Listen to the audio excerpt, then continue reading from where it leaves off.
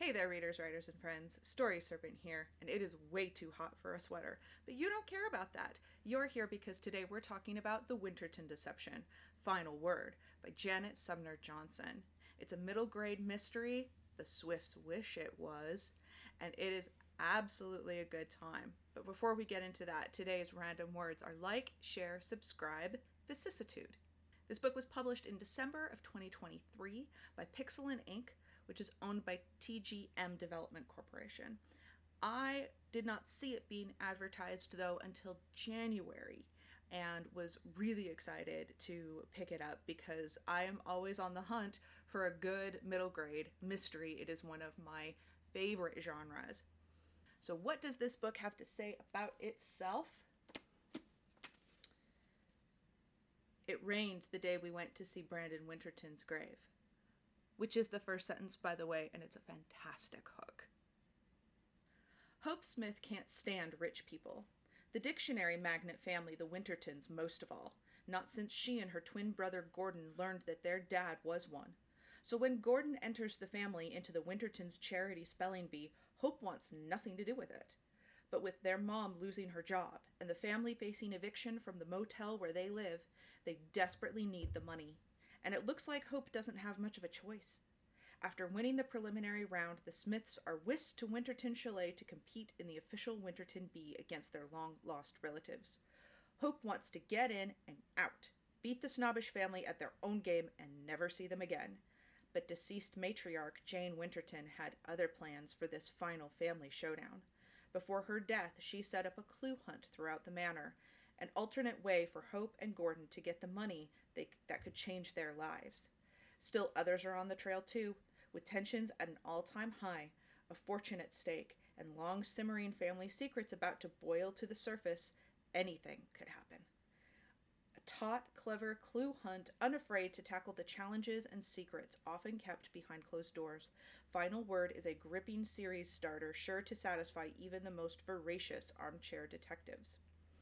Now, about the fact that this is the first in the series, I usually like to wait until series is complete before I dive in, but I happen to know Janet Sumner Johnson as an author, and she is pretty dang excellent, and so I'm not too worried about this falling flat or things going sideways in further novels. And having read this, I can confirm that book number 1, which isn't this a gorgeous cover? Aren't these trappings delightful? Matte finish. Clear number 1. This is a series and this is book number 1. 4 matters. Are you paying attention? If it is a series, I need to know what number in the series it is. It needs to be on the spine. Well done. I also like the fact that, this being the Winterton Deception series and then the title itself is in bolder print so we understand the difference between the series name and the title names. I appreciate that quite a bit. The sequel, as I was saying, does come out later this year. I am really looking forward to it, having read this first one. So, as far as other outer trappings go, nice green binding underneath the slipcase. I do think that the binding held up really well to my abuses. This is a well-crafted book for sure. The dedication for Mike, who always let me borrow his John Bellairs books, thus introducing me to the joy of mysteries. And let me tell you, if you have not read John Bellairs, you are missing out. You and your kids will love it. I would start with Mansion in the Mist and The Dark Secret of Weatherend are my 2 favorites.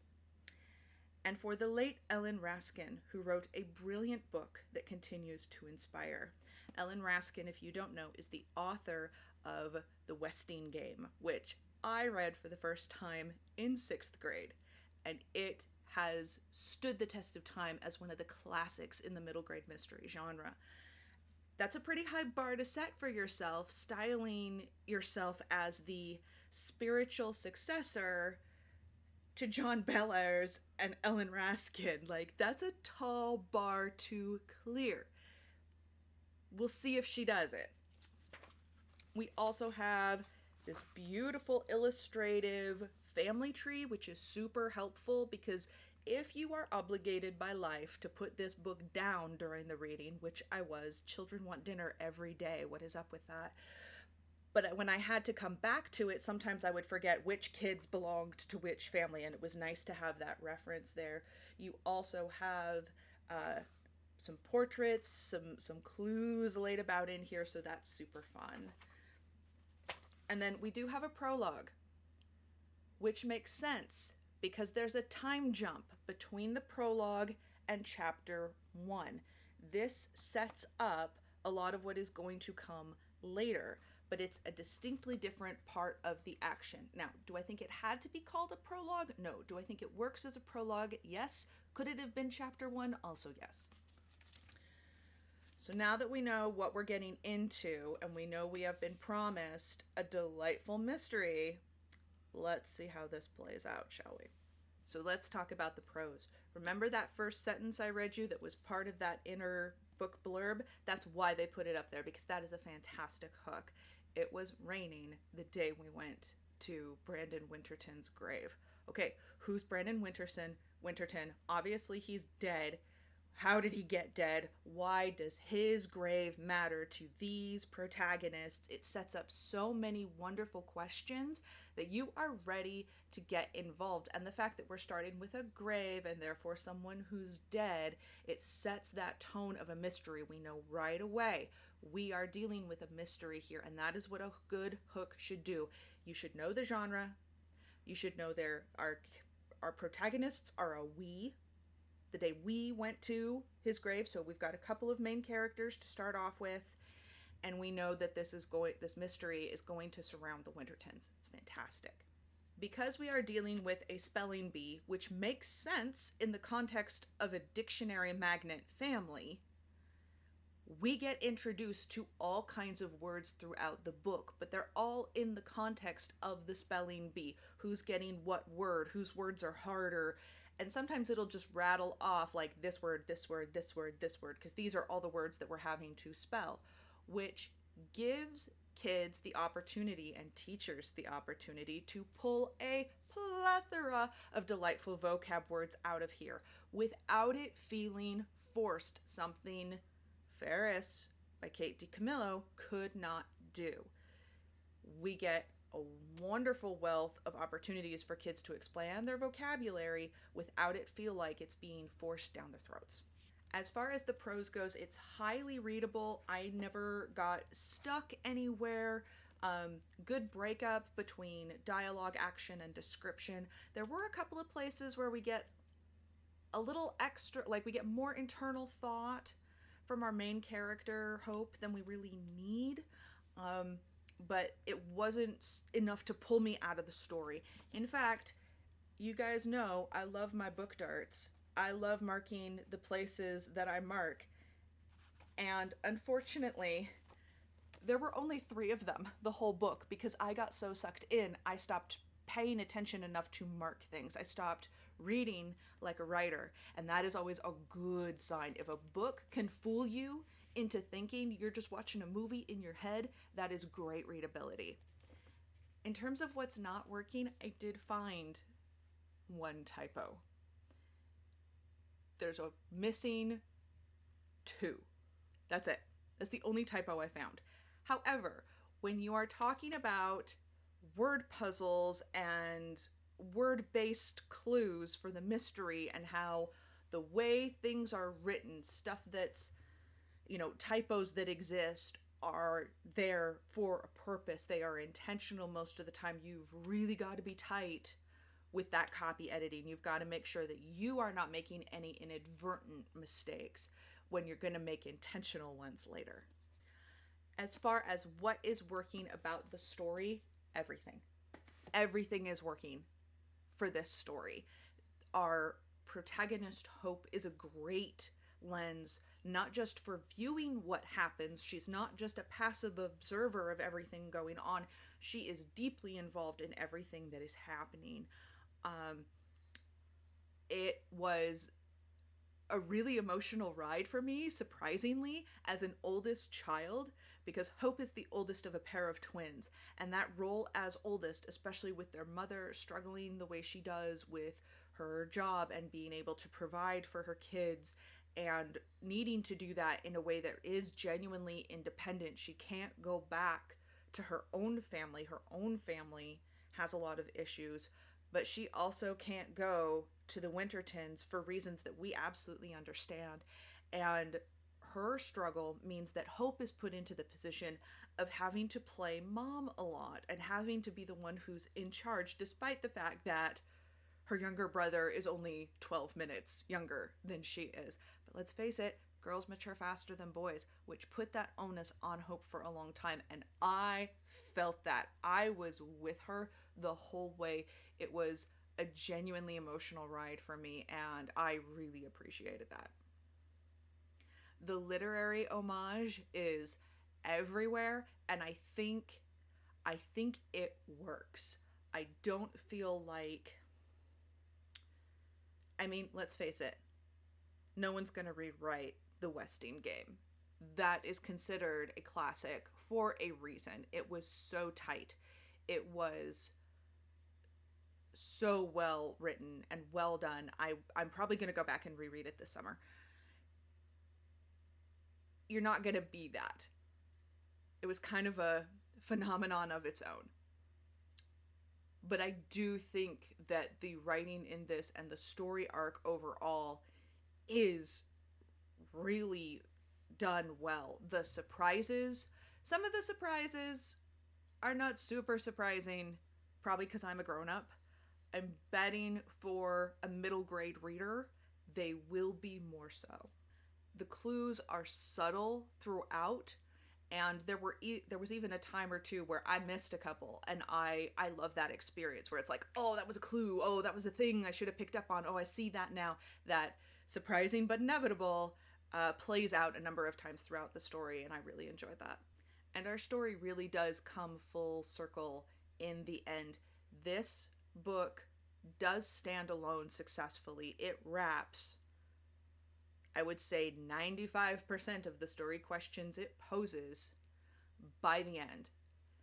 And despite the fact that it is part of a series, it does not leave you hanging in the way a lot of books in a series do, where they think, oh, because there's a next book coming, I don't have to finish the story promises I set in the beginning.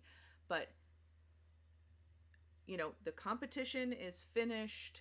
The storylines that we started in the beginning, we fulfill those by the end. Now, are there questions left and things to spring into for next time? Absolutely, which a good series will always do, but they do it in a way that doesn't leave the reader feeling dissatisfied, which you will not feel dissatisfied by the end of this book. What's not working as far as the story goes? I know I said everything is working, and that's true. But the one thing that I did feel was a little jarring is we are in this huge manor house. There are a lot of different spaces to cover. And one of the few spaces that Hope never experiences ends up being where the climax takes place. I would have liked to see the space the climax happens before the climax happens, because it doesn't feel as contrived that way. We would know that these places exist. We kind of know these places exist. Other characters have kind of mentioned it, told us about them. They've been mentioned a few times, but Hope doesn't go there. And so she doesn't have the sense of what exists there. And so it makes her ability to navigate that space much less believable, I think. And it also feels a little like, you know, a little Ghost in the Machine. You know, we've got like, oh, this contrived space that she doesn't know. I would have liked to see her bewildered by the space, in the dark, in the rain, you know, whatever other things we have going on, the emotion and adrenaline of the situation. But I think seeing that climax locale before it actually takes place, especially when we've seen so much else of the manor house, I think would have made that feel a little more organic. In terms of characters, what is working here is, again, Hope as a protagonist. She's a great POV character because she is deeply engaged in everything that's happening, and this is all very emotional for her. We go on a real emotional journey with her. I feel like all of the kids are fully fleshed out characters. None of them felt cookie cutter or two-dimensional. For the most part, the same with the adults, which is a really tall ask in middle grade. Far too often, we are dealing with really dumb grown-ups. And the fact is, we're not dealing with dumb grown-ups here. Most of them are very intelligent, and they have their own adult stuff going on. You know, members of the Winterton family are, you know, constantly on the phone with their lawyers and accountants trying to figure out the whole mom didn't leave us anything, where will this money go, who are these other people who have made their way into our, like, charity spelling bee, are they after thing, right? All of the adults have other things to do, and they are adulting as effectively as they can. Do we have adults making bad choices sometimes? Yeah, we do. Mom, despite now having this opportunity to spend unmitigated time with her kids, you know, her being able to see her kids on the regular has been a problem because she's working so much, but they have this week at this beautiful manor house where their meals are being provided and their rooms are being cleaned. Like, they're really getting to have this wonderful luxury experience, and rather than relaxing and enjoying her children, she's running off with other adults like it's summer camp. I wish I had seen a little less of that. Now, granted, she's a human being, and you don't always want to be spending time with children as an adult. I get it. Believe me, I have 6 kids. I get it. But I would have liked to see her being a little bit more attentive. There is also a moment where Hope says something very, very true, and everyone gets mad at Hope because the true thing she said is kind of hurtful to Mom's feelings. I think Mom needs to put her big girl pants on and recognize that Hope wouldn't have had a reason to say true thing if it wasn't the truth. And this is a thing that frustrates me, and maybe it's because I'm an outspoken female, and maybe because I'm an oldest child, and maybe it's because all of the baggage I'm schlepping with me, which every reader you ever have is gonna schlep their own baggage with them. But it drives me bonkers when people say true things and everyone gets mad at them for how dare you say the thing that's true. I think if we spoke truth more often, and if even when it hurts, even when it's uncomfortable, we allowed truth to be spoken and recognized, okay, yeah, I'm a little hurt by that, but the fact that I'm hurt and the fact that that is true are different things, and we reconciled them and dealt with them appropriately, our society would be in a much better place overall. In terms of what's not working for characters and characterization, I almost wish this was a dual POV. Like I say, Hope is a great protagonist. I kind of want her brother's point of view. I want to know more about what's going on inside Gordon, that he has put his family into this deeply pressurized situation, saying it's because we need the money, it's because, you know, Mom's lost her job, we don't have a choice, we've got to do this thing. And then the minute he bails on all of that, and the truth is, I just wanted to know the Wintertons better. I just wanted to have a deeper connection to my family. This was never about any of that. I dragged you unwillingly into this very difficult, complex, dangerous situation. Did not listen to you about the potential dangers of said situation. And then never revealed my real motivations. Now, don't get me wrong. He gets his comeuppance. It's very appropriate. Consequences do go down because of that thing. And maybe I'm a wee bit vindictive here. I wish it had been driven home a little bit more, and I feel like if we had more of the internal of what was going on with her brother, that would have felt a little more realistic, a little more satisfying, and maybe I wouldn't have been as angry with him the entire book as I kind of was. And I think I would have enjoyed that a little bit more. There are so many characters in this book. There's a lot of named characters. Now, like I said, you've got that family tree in the front, but not all of the named characters are in that family tree, and it can get confusing. The number of times I forgot who Logan belongs to and had to flip back was kind of ridiculous.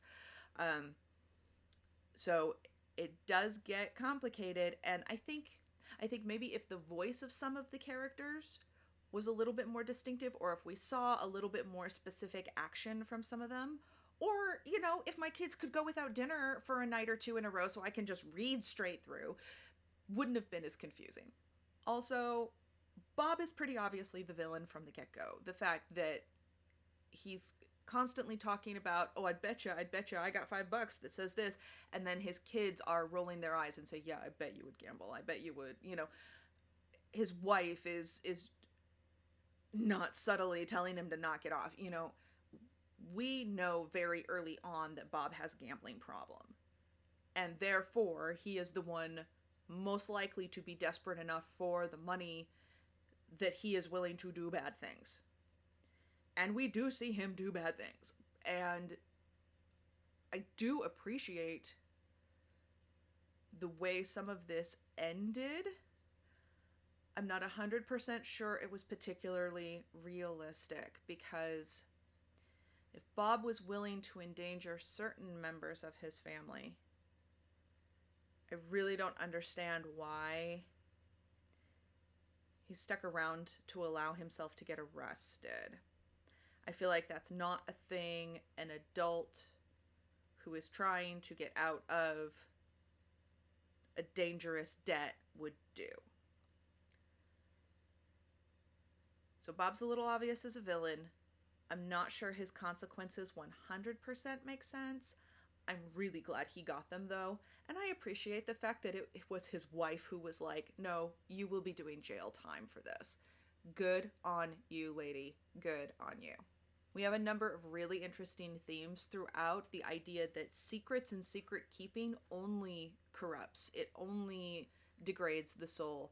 If you are open and honest with both things you have done, things you know happened, how you personally are struggling with it, then the chances of those things poisoning our relationships decrease significantly, and that rot is only going to continue as long as the secrets do. I also love that there were some really good dads in this.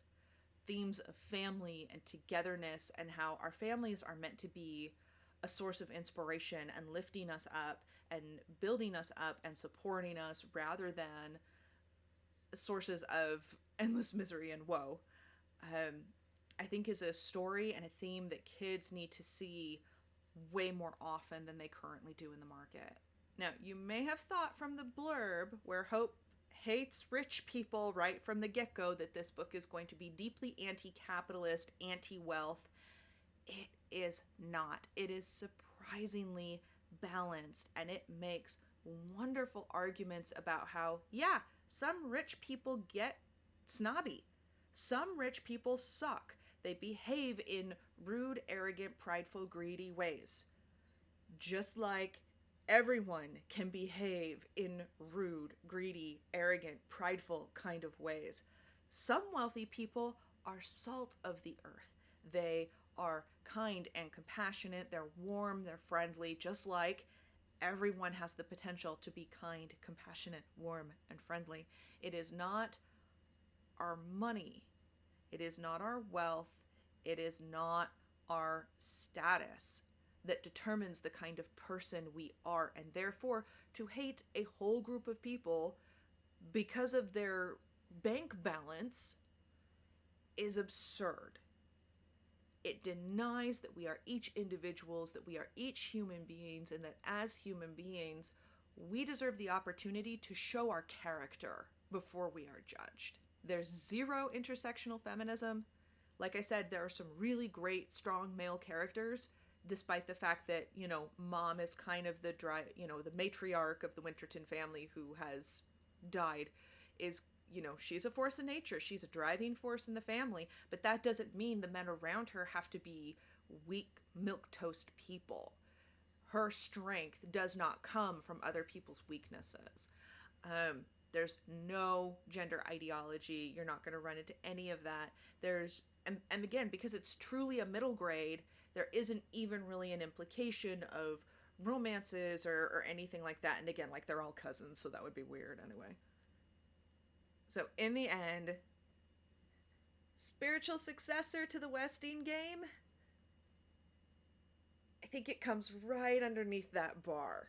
It comes dang close as I have seen anything come from modern writing, and I really enjoyed this. So the Story Serpent gives this book a pitch perfect. Till we meet again, read on, write on, stay sharp.